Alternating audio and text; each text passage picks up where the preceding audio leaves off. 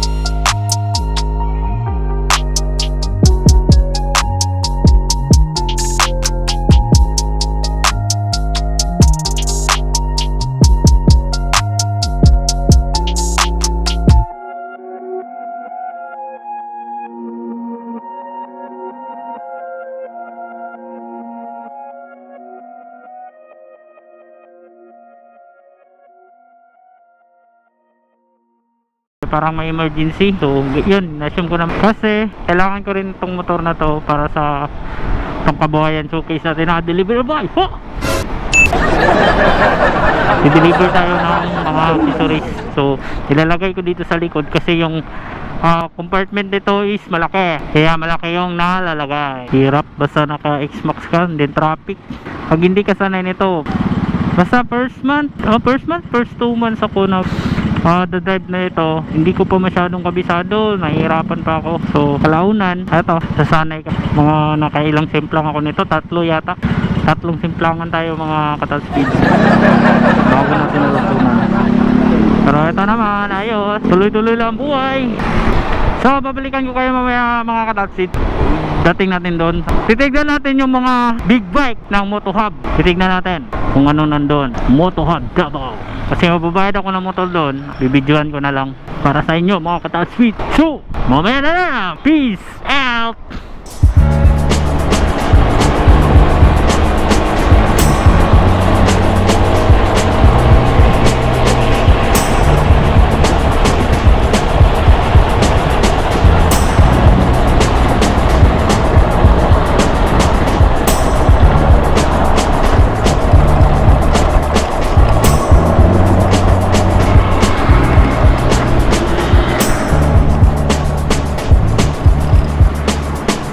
Na tayo sa Moto Hub 1 meter.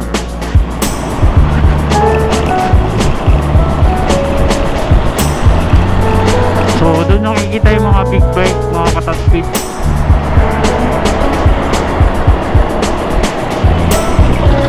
So eto na, dito na.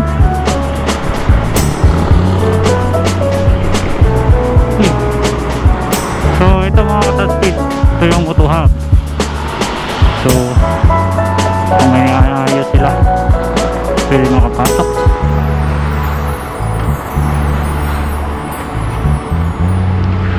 So copy 83 sa Moto Hub din yan. So Ripson yung nakalagay. Ruby pala din yung ano, partner nila. So ito,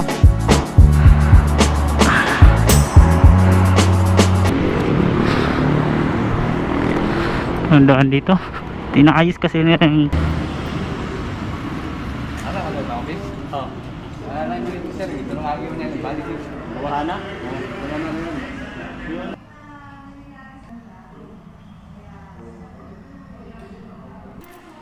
So, titignan natin kung pwede na makabayad.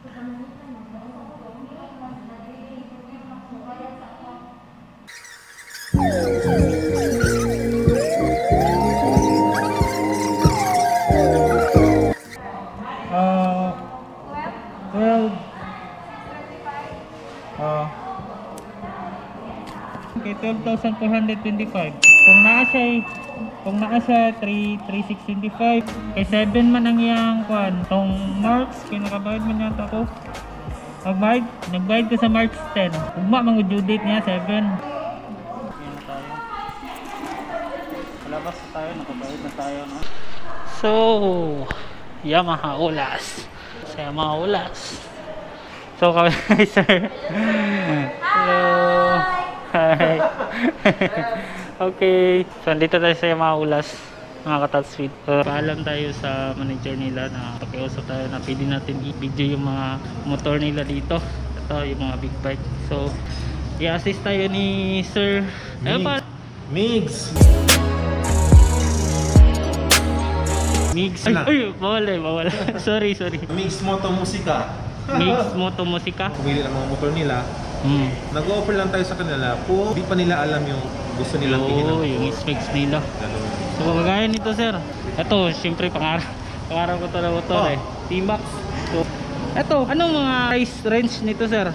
So, ang price range natin dito pare, no? Big bikes namin nagsimula 329,000. Is the R400 na nandun sa loob.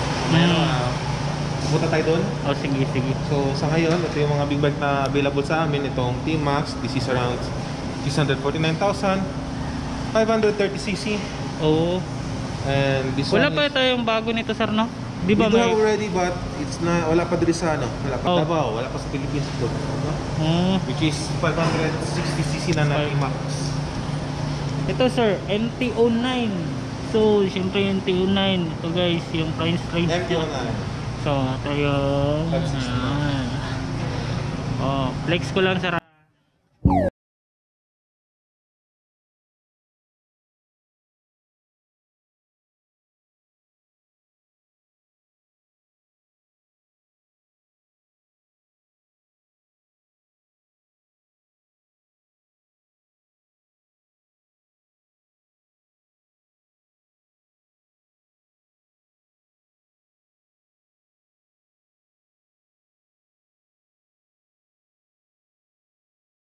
Kung naghahanap dito ng big bike, punta lang kayo dito sa Mutuab.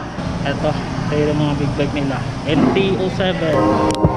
MT-07. Ito yung stage nila. Ito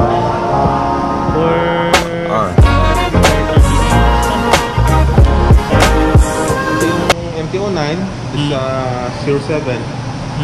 Mga MT series natin, no? Ito yung bagong labas, sir, no? Ito, sir. 700. 700cc. 700cc. Shit. Ganda.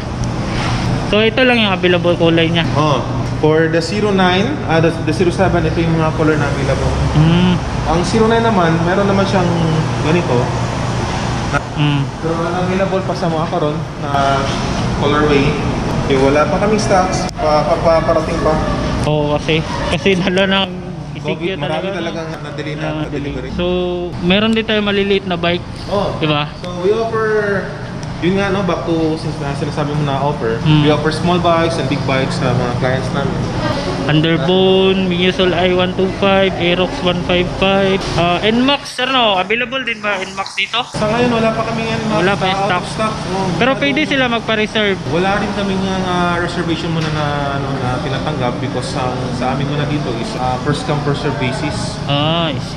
So ito available Underbone Sniper 150 2019. 2020. Ito yung mga available nila. So saan pa yung ibang available natin ng mga bikes, sir? Yung mga big bikes na to? So R6? Yeah, ito yung mga natin, Yamaha natin na big bikes. The R6 T-Max yun nga. 530cc. So yung 550 is to follow na lang kasi wala pa tayong stock.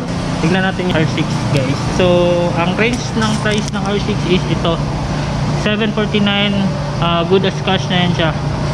And then sir, kung magkuha sila ng big bike, so magkano bang down nito sa R6? Basically, we offer them 30% na down payment, no? 749, 30% yan. Yun lang yung payment niya. Depende naman yan sa bangko na magpa-finance ng motor niya kung magkano na yung financing scheme niya. But here we offer here at around 20% cash na 749 or sa value ng motor. Then we will give a whole financing scheme for the unit na napili niya. So ito, flex ko lang ha.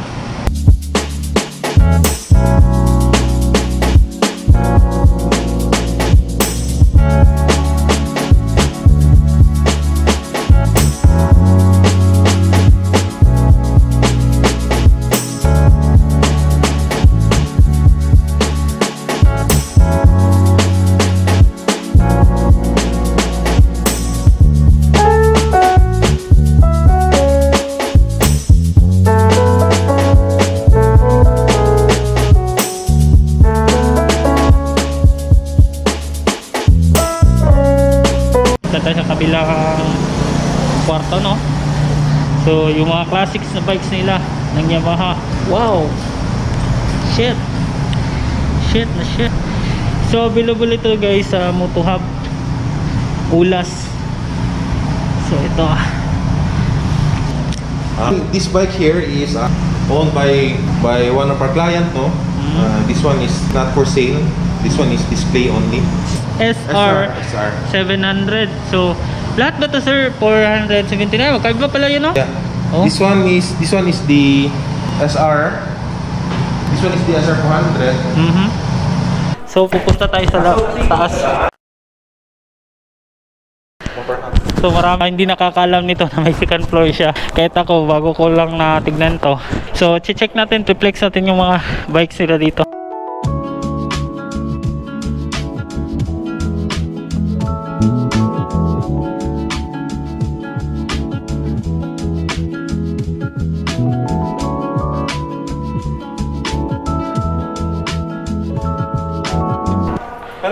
Nasa 71,000 pesos. 71,000. So pure Yamaha, dyan na siyang engine na, no? Yamaha dyan na siya. 50cc? Yes. Pangbata lang siya. So 200. This one is 250cc namin. For trail natin, pwede mo rin siya pang motocross. Actually, yung makina niya is already racing machine. So ito yung ginagamit ni Idol Mang Musong, no? Nakagamit si Bornok ng ganito. In one of his races for which nanalo din naman siya. Nung, I think, nasiraan nata siya ng motor. Pero sponsor yan by Moto Hub.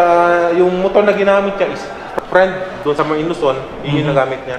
Actually, si Bornok is sponsored by Yamaha na Philippines. Oo. So first time ko nakita siya ba na nag-circuit. Galing masyado. Yun, mga Tri-City natin yan, no? So, mga liliit na bikes nila. Yung color ng mga motor na nandito sa taas. Second floor. Ito naman yung side. Yung side. Yung legendary bike ng Yamaha na fuel saver. Test na naabot sa, I think, 139 kilometers per liter.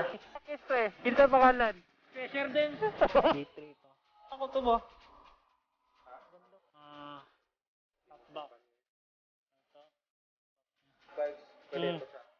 Mga Yamaha big bikes.